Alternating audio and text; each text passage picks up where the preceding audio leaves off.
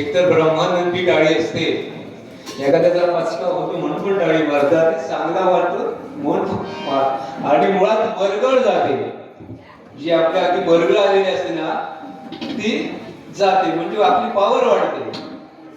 उदाहरणार्थ बघा, तृतीयपंथी वर्षाचे 12 महिने टाळे वाजवत आहेत, त्यांना रोगराई का हा अजिबात रोग नाही त्यांना. बघा सकाळ झाली की नुसतं चालूच असतात, ही पॉवर वाढतात त्यांची.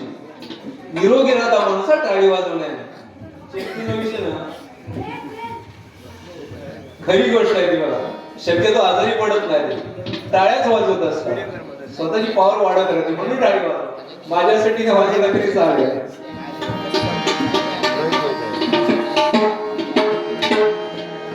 नवरात्री उत्सव चालू आहे, 9 दिवस. आज कलर उत्सव, निळा दिसतो की तुमचा भगवा, आज कलर नाही ना? काय कारण आहे? शास्त्रीय कारण काय काय? जरा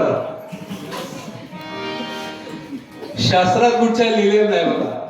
आज गुलाबी कलर, उद्या तुमचं तुला भगवं निळं जांभळं, या सगळे व्यापारी आहेत. व्यापारी त्याच्या तुमच्या पाठी एक हेड लावून ठेवलेला बघा धंद्यासाठीचा. शास्त्र तसं कुठेही नाही, पुराणात महाभारतात रामायणात कुठे कुठे धर्मशास्त्रात कुठेच नाही कलरचा उल्लेख. फक्त वरती घेऊ, तू सांगशील तिथे कुठेच उल्लेख नाही बघा. फक्त शास्त्रात एवढंच लिहिलेलं आहे, नीट नेटकं आणि स्वच्छ असावं. वस्त्र जे आपण परिधान करतो हे नीट नेटकं आणि स्वच्छ असावं. हा आज भगवा, उद्या गुलाबी, परवा पिवळा, असा काहीच नाही बघा. ही तुमची आमची समज करून ठेवलेले व्यापाऱ्याने. एक छोटासा गजर बनवलाय, छोटासा आहे, त्या गजरामध्ये काही सांगणार नाही. मोबाईलचा जमाना आहे, इतका भयानक रोग आहे तो.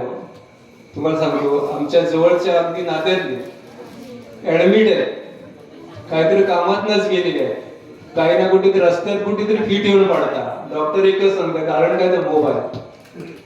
मागे एखादा कोल्हापूरला नेला, कोल्हापूर पर्यंत. आता परवा आपल्या हेदवी साईडचं कुठे हिंदूच्याला ऍडमिट आहे, अजून शुद्धीवर आलेला आहे. एकमेव कारण मोबाईल. त्या माता भगिनींना माझी नम्र विनंती आहे, तुम्ही तुमच्या मुलाला मोबाईल पासून दूर ठेवा. ते रडते म्हणून व्हिडिओ लावून द्याल, हे तुम्ही त्यांच्या आयुष्याशी खेळण्यासारखं आहे. त्यांच्या आयुष्याशी माता भगिनी स्वतः खेळताय आयुष्याशी, हा माझा आरोप आहे.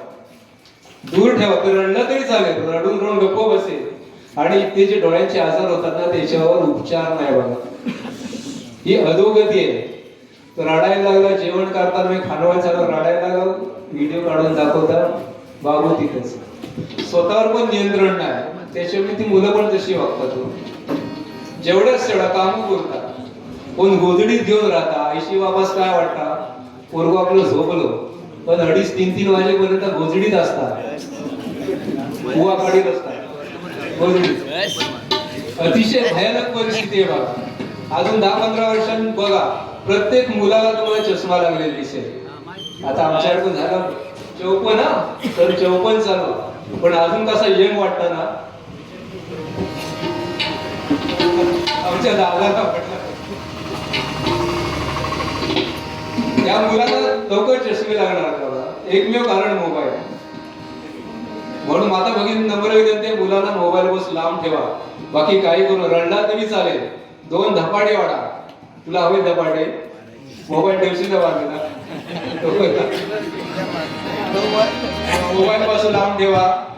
कलियुग आहे, भ्रष्टाचार वाढलेला आहे. रोडचं काम झालं, कॉन्ट्रॅक्टर घरात पोहोचायच्या आधी इकडे रस्ता उकरायला सुरुवात होते. आपले डांबराचे रस्ते पण बुजवतात कशाने, खड्डे, तांबड्या माती. कुठचा लॉजिक आहे का माहिती नाही.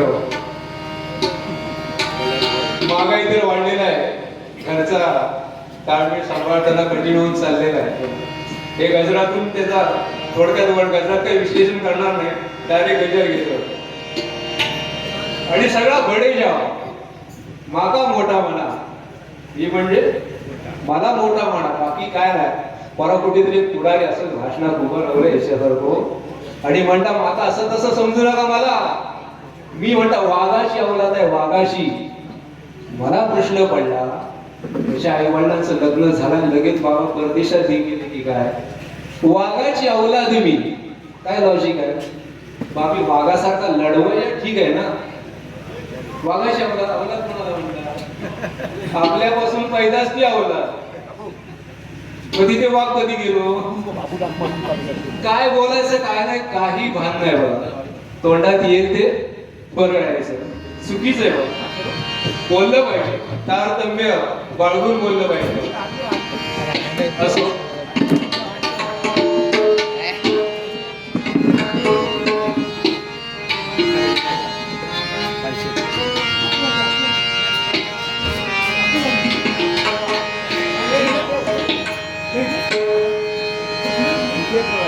देवी वराती तुझी पायी,